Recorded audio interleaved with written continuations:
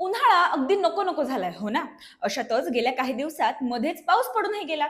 तेव्हापासून चाहूल लागली आहे ती पावसाळ्याची. कधी एकदा हा आग ओढणारा उन्हाळा संपून पावसाळा येतोय असं झालंय. यंदा महाराष्ट्रात किती पाऊस पडेल हा प्रश्न तुम्हालाही पडलाय ना. चला थोडं यंदाच्या पावसाळ्याबद्दल जाणून घेऊ. भारतीय हवामान खात्याने यंदा देशात 105% पावसाचा अंदाज सांगितला आहे. मे अखेरीस हवामान विभाग निहाय सुधारित अंदाज जाहीर करण्यात येणार आहे.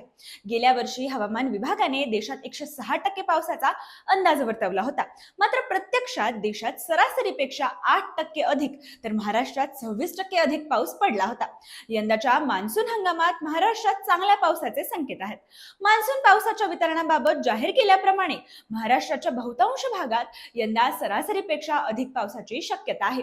मध्य महाराष्ट्र, मराठवाड्यात सरासरीपेक्षा अधिक म्हणजेच दमदार पावसाची शक्यता वर्तवण्यात आली आहे. तुम्हाला काय वाटतं, हा पाऊस रोमॅन्टिक मूड आणणार की ट्रॅफिकची डोकेदुखी? कमेंट्स मध्ये आम्हाला नक्की सांगा आणि अशाच हलक्या फुलक्या माहितीसाठी हलक्या फुलक्याला नक्की फॉलो करा.